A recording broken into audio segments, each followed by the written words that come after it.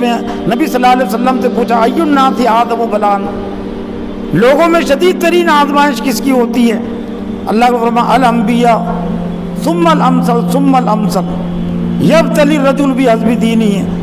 اللہ کو فرمایا کہ سب سے زیادہ اشدہ کے الفاظ ہے، آدم کے الفاظ ہے کہ شدید ترین آزمائش، بڑی آزمائش انبیاء کی ہوتی ہے، ثم الامثل فالامثل، پھر انبیاء کے جو قریب ہوتے ہیں، انبیاء کے جو مثل ہوتے ہیں ان کی آزمائش ہوتی ہے، آدمی کی آزمائش ہوتی ہے اس کے دین کی بس سبب، یبتلی الرجل بحسب دینہ، دین میں جتنا دعوے دار ہوتا ہے، عام لوگ دعوے دار نہیں ہیں نا دین کے، لیکن تحریکات دعوے دار ہوتی ہے۔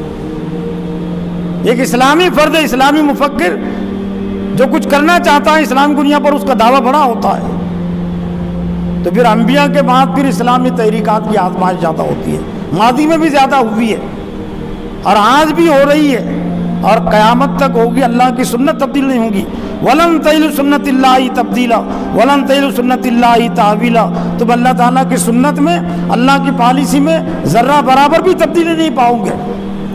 اللہ کی جو سنت، جو پالیسی پہلے تھی وہ آج بھی ہے۔ پھر ایک دوسرا پہلو یہ ہے کہ اسی حدیث کے بعد کا وہ ٹکڑا ہے اعظم البلائی اعظم الجزا، جتنی بڑی آزمائش ہوتی ہے بڑا انعام ہوتا ہے، تو بڑا انعام دینا تھا اللہ تعالیٰ کو۔ حضرت یعقوب علیہ السلام کو بھی اور یوسف علیہ السلام کو بھی، بنیامین کو بھی، اور ان کے ذریعے سے پھر اور ان کے بعد آنے والی بنی اسرائیل کو، اور بڑا انعام تو جنت ہی ہے، اس سے بڑھ کر اور کوئی بہتر بڑا انعام نہیں ہو سکتا۔ لیکن ایک انعام کی صورت دنیا کی حکومت بھی ہوتی ہے، دنیا کی خوشحالی بھی ہوتی ہے۔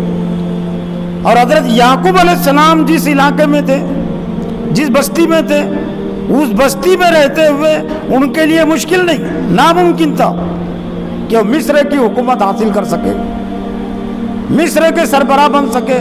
حضرت یعقوب علیہ السلام کے لیے اور یوسف علیہ السلام کے لیے یہ ناممکن تھا، اور وہ بھی کتنے سالوں میں۔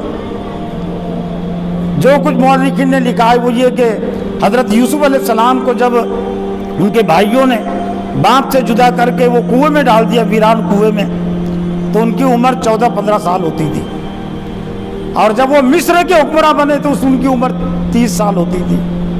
15 سال ہوتے نا، کیا حیثیت ہوتی تھی 15 سال؟ 15 سال کی مدت میں، 15 سال کی عمر میں ایک تنے تنا شخص جو ایک دیہات کے علاقے سے نکلتا ہے اور اس کے 10 بھائی اس کے ساتھ ظلم کرتے ہیں، زیادتی کرتے ہیں، اس کے چاہنے والے باپ سے جدا کر دیتے ہیں، اور پھر غلام کی حیثیت سے ایک ملک میں بیچا جاتا ہے، اور پھر وہاں کچھ عزت کی زندگی اس کو ملتی ہے، تو جس گھر میں ہے تو اس گھر کی خاتون اس پر فریفتہ ہو جاتی ہے، انکار کرتے ہیں تو الزام لگا دیتی ہے، اور پھر یہ طے پاتا ہے کہ اس کو جیل میں ڈال دیا جائے۔ کیا کوئی دور دور تک سوچ سکتا تھا یہ؟ لیکن یہ اللہ کی تدبیر ہے، واللہ خیر الماکرین۔ یہ چالیں چلتے ہیں، اللہ بھی چال چلتا ہے، اور اللہ تعالیٰ کی چال سے بڑھ کر کسی اور کی چال نہیں ہوتی۔ تو حضرت یوسف علیہ السلام کے لیے ممکن نہیں تھا نا اس کے بغیر، بنی اسرائیل کے لیے بھی ممکن نہیں تھا 15 سال کی مدت میں مصر کی حکومت حاصل کر لینا، مصر کی حکومت تک پائے تخت تک پہنچ جانا بغیر لاؤ لشکر کے۔ یہ تھی اللہ کی تدبیر، اللہ تعالیٰ کی سنت آج بھی قیامت تک کے لیے۔